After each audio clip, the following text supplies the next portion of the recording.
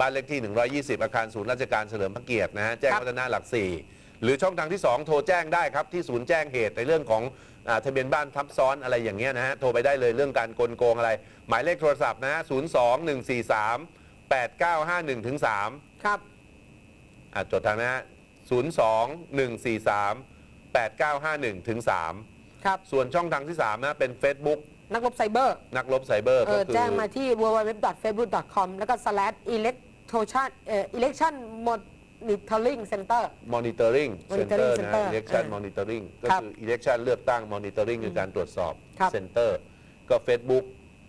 นะ election monitoring center นะฮะเราข้ามผลโพลเลยดีกว่าพี่ผลโพลเป็นไงฮะล่าสุดผลโพลก็คือคุณจูดี้ยังมีคะแนนเลือกตั้งเนี่ยคะแนนนำคุณชายหมูอยู่เยอะครับผมริ้วครับผมแล้วก็แบกโพลบอกว่าสุขุมพันธ์ตอนนี้ 47.1 นะฮะโทษนะคุณชายคุณพงศพัฒน์เนี่ย 47.1 คุณสุขุมพันธ์เนี่ย 38.5 ห่างกัน 10 จุดสัปดาห์ที่แล้ว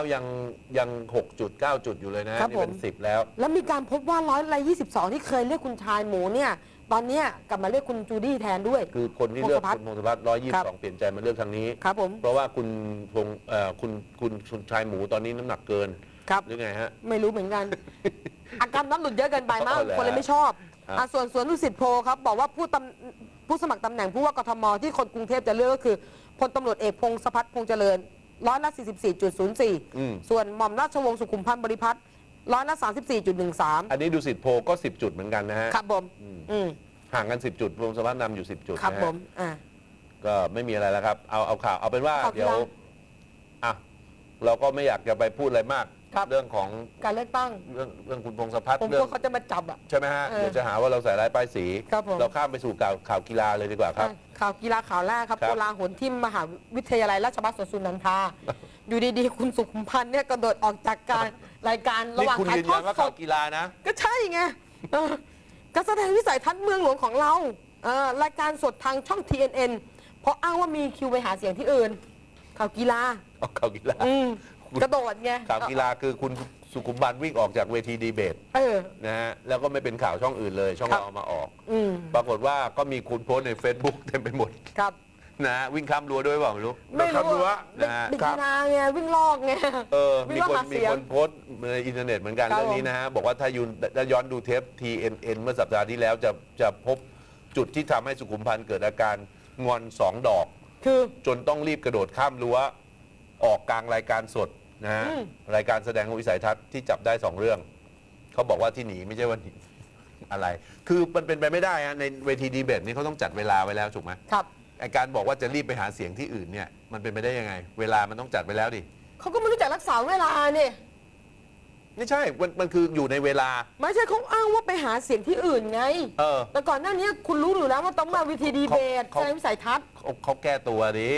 เพราะมันเป็นไปไม่ได้หรอกนะแล้วจริงๆแล้วการไปหาเสียงที่อื่นกับออก TNN เนี่ยคุณว่าอันไหนคนฟังมันเยอะกว่ากันนะเป็นคนตรงต่อเวลามากผมเชื่อเป๊ะเลยใช่ไหมตอนน้ำท่วมเนี่ย4 ทุ่มคุณนอนละใช่เขาเป็นคนตรงต่อเวลาเขาเป็นคนแต่คนในอินเทอร์เน็ตก็บอกว่าคนไทยดูจากรายการที่รายการสดที่เขาดูอยู่เขาบอกว่าคุณสุขุมพันธ์เนี่ยเกิดอาการงอนและไม่อยากแสดงวิสัยทัศน์ในรายการนะฮะแต่ว่าไม่รู้ว่างอนเรื่องอะไรอันนี้แต่ว่าส่วนใหญ่ก็บอกว่าคุณสุขุมพันธ์ไม่หนีอย่างเดียวกระโดดหนีนะกระโดดหนีเป็นข่าวกีฬานะฮะไม่ใช่เรื่องของการโจมตีผู้สมัครพอเป็นข่าวอะไรจบไปครับข่าวกีฬาต่อไปเป็นข่าวต่างประเทศต่อไปเป็นข่าวอะไรฮะข่าววงการศึกษาเอาข่าวสังคมหน่อยไหมนิดนึงเอาข่าวสังคมนิดนึงนะนิดเดียวเองไม่เยอะปัดแจงออนไลน์วิจารณ์เมาค้างนะฮะก็ไฮโซนะไฮโซชื่อดังสุขุมพันธ์บริพัตรไฮโซชื่อดังก็ปรากฏว่านักข่าวนี่ไปพยายามขอสัมภาษณ์คุณไฮโซคนนี้นะฮะเพราะว่าไฮโซคนนี้ไปปราศัยเมื่อวันที่8 กุมภาด้วยท่าทางดุเดือดจนเกิดกระแสวิพากษ์วิจารณ์ในโลกออนไลน์ว่าเมาค้างไฮโซก็อ่านสั้นๆพูดสั้นๆนะไฮโซก็บอกเลยว่าพูดอย่างนี้ดูถูกไฮโซมากนะบอกไม่ได้ดื่มเมื่อถามว่าต่อว่าชี้แจงเรานักข่าวถามต่อว่าเมื่อถามว่าชี้แจงอาการเมาเมื่อคืนนี้อย่างไรไฮโซบอกว่าทำไมผมต้องชี้แจง ทำไมต้องให้ผมเป็นจำเลยของสังคมทำไมต้องเชื่อโซเชียลมีเดีย มันจริงทั้งหมดหรือไง ผมไม่มีอะไรต้องชี้แจง ถามแบบนี้คุณไปอยู่อเมริกาเลยดีกว่า อุ้ยไล่กูออกอเมริกาเลย ไม่รู้ทำไมต้องไปอยู่อเมริกา มึงอย่าดูถูกกูนะ นะฮะ มึงอย่าดูถูกกูนะ นี่คนละเรื่องนะ เป็นเรื่องของไฮโซ ไฮโซ คุณ เป็นเรื่องของไฮโซคนนั้นเราไม่ได้ใส่ เมา ข่า ค้าว ง ไฮโซหมู ไฮโซหมูแต่ไฮโซคนนั้นก็ชื่อสุขุมพันธ์บริพัตร ตร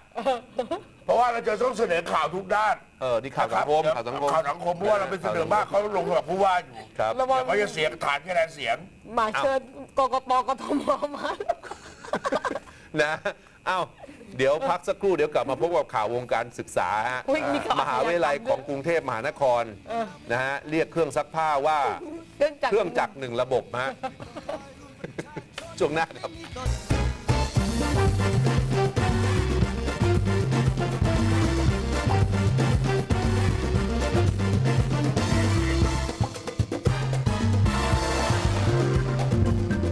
ผมกลับมาสู่ช่วงสุดท้ายของรายการครับแกว่งปากหาความครับก็ขอบคุณเจนี่ฟู้ดเอนไซม์สกัดบำรุงสุขภาพติดต่อสั่งซื้อได้ที่คุณถนัดคำธเนศ 0819241614 ครับ เฉลียวเป็ดย่างครับขาดไม่ได้เลยคนนี้นะฮะเฉลียวเป็ดย่างอยู่บนถนนเส้นทาง สัตหีบกบินบุรีครับเลยนิคมอุตสาหกรรมเกตเวย์ไปสัก6 กิโลเมตรเท่านั้นเองนะฮะโทรไปหาพี่เฉลียวก็ได้ พี่ชาน พี่ชาญนะเฉลียวเป็ดย่างก็ได้ 087-749-4961 ครับ ครับผมและน้ำดื่มมิสเตอร์ดีดีแดงโด่งแดงดีครับติดต่อสั่งซื้อ หรือเป็นตัวแทนจำหน่ายได้ที่เบอร์ 0845424494 และ 0816459461 ครับแต่ด้านต่อไปเข้าข่าว ข่าวเรื่องวงการศึกษากันบ้างนะ เรื่อง ครับ เลือกตั้งจบไปแล้ว จบไปแล้ว เราไม่พูดถึงแล้วนะ ครั ฮะ บผม ก็เรื่องเลือกตั้งมีแค่นั้น ครับ อันนี้เป็นข่าววงการศึกษา ตอนนี้สามย่าปากแมวเปลี่ยนใหม่มีข่าวการศึกษาข่าวต่างประเทศข่าวสังคมด้วย อันนี้ข่าววงการศึกษา ครับ เป็นเรื่องของมหาวิทยาลัยกรุงเทพมหานคร ย้ำอีกทีนึง ใช่ฮะ อันนี้เดี๋ยวนี้เขาชื่อมหาวิทยาลัยนวมินทราธิราชนะครับ ไม่ต้อง ซึ่งก่อตั้งวันที่ 13 พฤศจิกายน 2550 ตอนนั้นใครเป็นผู้ว่ากทม 51เนี่ย 53 ไฮโซหมู 53 นี่ ไฮโซ ไม่ก็คุณสุขุมพันธ์ บอมราชวงศ์สุขุมพันธ์บริพัตร ครับผม ใช่คุณสุขุมพันธ์แหละ ใช่ครับบอก ก็ ว่า ตรงเป็นช่วงการก่อตั้งมหาวิทยาลัยอันนี้เป็นมหาวิทยาลัยของกรุงเทพมหานครเขานะฮะ ชื่อมหาวิทยาลัยกรุงเทพมหานค ก็ ร กรุงเทพมหานครเนี่ยเขาโปรโมทเลยเขาจะมีมหาวิทยาลัยของกรุงเทพ ครับผม เพื่อเป็นนโยบายทางการศึกษาของผู้ว่าคนที่แล้วอะ ครั ใค บ รไม่รู้ ผม ผู้ว่าคนที่แล้ว บอมหมู เอาเหรอฮะคุณสุขุมพันธ์เนี่ยเหรอ บอ ฮะ มสุขุมพันธ์ แหมบังเอิญจังเลยข่าวการ ครั ศึ บ ก ผม ษา เขาบอกว่ากลัวชื่อเนี่ยจะไปซ้ำกับมกรุงเทพมหาวิทยาลัยกรุงเทพเขาก็เลย ก็เลยเปลี่ยน เป็นมหาวิทยาลัยกรุงเทพมหานครแล้วก็เปลี่ยนเป็นมหาวิทยาลัยนวมินทราธิราชเย อันนี้รู้สึกจะเป็นการแคมเปญนโยบายการหาเสียงของคุณสุขุมพันธ์เมื่อคราวที่แล้วด้วยนะฮะ ครับ ใช่ไหมฮะก็เลยพอมาทำปุ๊บเห็นไหมฮะเขาก็ตั้งมหาวิทยาลัยจริงอย่างที่เขาหาเสียงจริงๆเลย นี่ นะ ไง ฮะ งานจริงนี่ ครับ ครับ ก็เป็นมหาวิทยาลัยกรุงเทพมหานคร ก็ เกิด น่า ขึ้น ชื่นชมนะ นะครับ ผม ทีนี้มหาวิทยาลัยนี้เขาก็ใช้วิธีฉลาดนะฮะในการทำมหาวิทยาลัยเนี่ยนะฮะ ครับ สมมุติว่าจะมีคณะพยาบาลนะฮะเขาก็ก่อตั้งคณะพยาบาลโดยไปเอาคณะพยาบาลที่อื่นมา นะยังไงนะ ก่อตั้งขึ้นโดยรวบรวมวิทยาลัยพยาบาลอนามัยและพดุงครรภ์วชิรพยาบาล และโรงพยาบาลกลางสำนักงานแพทย์กรุงเทพมหานคร ซึ่งเป็นสถาบันสมทบของมหาวิทยาลัยมหิดล มาไว้เป็นของตัวแล้ว โดยตั้งเป็นคณะพยาบาลศาสตร์ ก็คือยังไม่มีอาคารไม่มีอะไรนะฮะ คือชื่อมหาวิทยาลัยกรุงเทพมหานคร ครับ เปลี่ยนชื่อเป็นมหาวิทยาลัยนวมินทราธิราช ครับ ก่อตั้งโดยการไปเอาสำนักงาน คือเขาจะตั้งคณะพยาบาล ครับ นะ เขาไปเอา เขาก็ไปเอา ไปโรงเรียนพยาบาลของชิระมาเหอะ เขาก็เอาพยาบาลนะอ่า โรงเรียนพยาบาลน่ะ คือพยาบาลอนามัยพยาบาลพดุงครรภ์ของวชิรพยาบาล มารวมกับโรงเรียนพยาบาลของโรงพยาบาลกลางนะครับ แล้วก็ซึ่งอันเนี้ยเขาเป็นของมหาวิทยาลัยมหิดล ครับ ก็มารวมกัน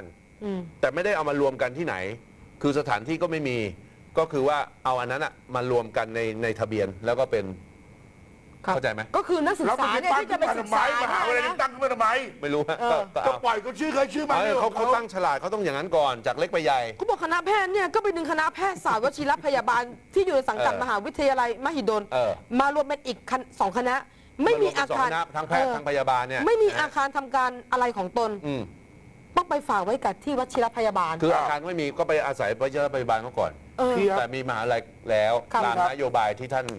านผู้ว่า ผมว่า ท่าน ถ้า เสียง พี่ ไว้ ไม่มีความพร้อมพี่ไม่ต้องไปเสือกตั้งหรอกฮะ ครับ พี่อยู่ของพี่เฉยๆเถอะ เฮ้ย ไม่ได้เขาหาเสียงไว้แล้วคุณไม่รู้เหรอ เฮ้ยที่ท่านก็ทำตามนโยบายไปว่าท่านได้ยังไง นโยบายของพี่ทำประโยชน์ นะ ให้คนกรุงเทพครับ ก็เดี๋ยวสิฮะ หลัง คุณ แต่จะไปทำความแตกแยกให้คณะพยาบาล เอาไม่เป็นไรก็เขามีงบไงมีงบลงให้ไง เขากำลังจะสร้างมหาวิทยาลัยนะ คุณรู้ไหม คุณต้องดูให้จบก่อน พี่ครับผมก็สร้างได้มหาวิทยาลัยแล้วเอานักศึกษาไปฝากแปะที่นู่นแปะคือ ไม่ใช่ นักศึกษาก็ไม่ใช่ นักศึกษาก็ของทางนู้น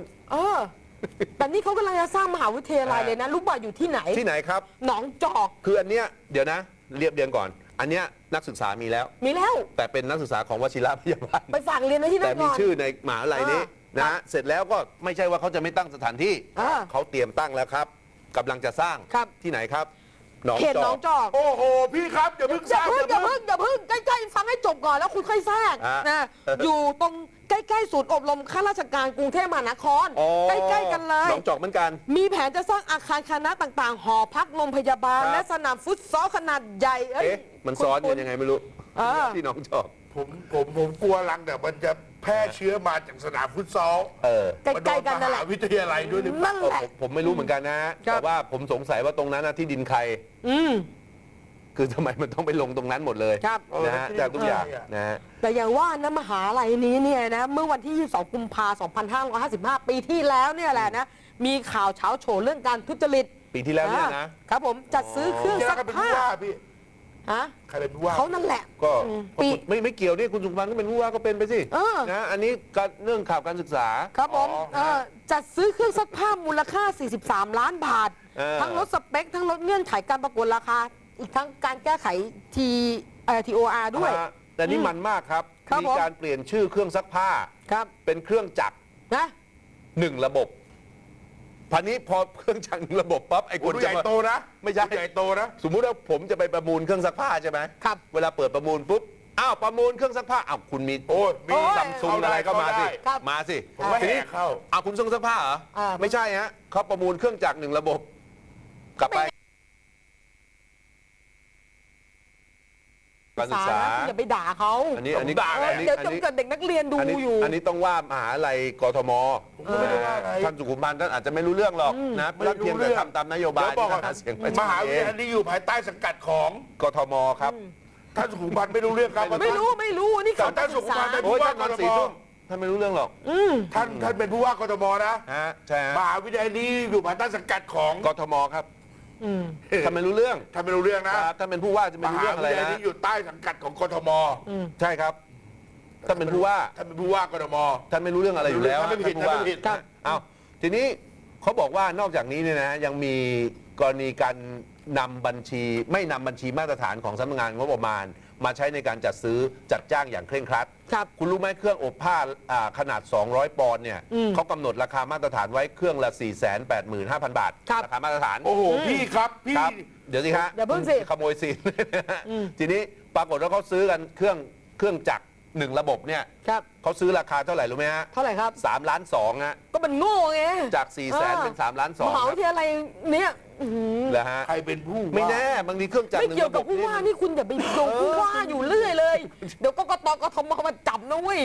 เออ ไม่เฉย นะฮะแต่อันนี้พูดได้ฮะไม่ได้ใส่ร้ายป้ายสีหรอก เพราะว่า ครับ เป็นคดีอยู่ที่ DSI แล้ว เอ ข อ ณะนี้นะฮะ ครับ เพียงแต่มันยังไม่เป็นข่าว นี่นอกจากมีเงิน4,485,000 แล้วราคากลางแล้ว ครับ ขาดคุณสมบัติชิ้นหนึ่งฮะถึงจะซื้อได้ อะไรครับผม โง่ครับ เฮ้ยผมว่าเขาฉลาดบ้า คุณจะไปซื้อทำไม400,000 กว่า เออ ซื้อ ซื้อ 3ล้าน2 โอ้ ครับ โหหนักกว่าเดิม เขาไฮโซคนไฮโซเขาไม่ซื้ออะไรถูกๆหรอกครับ เออ เข้าใจเขาหน่อย พี่ครับ นะฮะ เมื่อกี้ออกแต่สำเนียง ออกแต่เสียงปากตอนนี้แหมพี่เตี้ยจริงๆเลย ยังไม่จบนะอย่าเพิ่งเดี๋ยวผมว่ารวมไว้รวมไว้ด่าทีเดียว บริษัทที่ชนะการประมูลคือบริษัทเคนมาร์เก็ตติ้งเนี่ยนะ เป็นไงฮะ หลังจากตรวจสอบพบว่าเนื่องจากมีการใช้เอกสารปลอมในการประกวดราคาด้วย ฮะ ทุนการจดทะเบียนจัดตั้งต่ำเพียง1 ล้านบาท เดี๋ยวนะ บริษัทนี้ชนะการประมูล ครับ แต่ใช้เอกสารปลอมในการประกวดราคา ครับ แล้วทุนจดทะเบียน1 ล้านเองเหรอ ต่ำกว่า1 ล้าน ไม่ใช่1 ล้านนะ ถูก ต่ำกว่า1 ถูกกว่า ล้าน เครื่องซักผ้าอีก ถูกกว่าเอง นะ เครื่องซักผ้า3 ล้าน เออ ไอ้นี่1 ล้านนี่เหรอ ใช่ โอ้นะ พอตอนนี้ DSI ได้ส่งข้อมูลให้ปปชเป็นที่เรียบร้อยแล้ว ให้ดำเนินคดี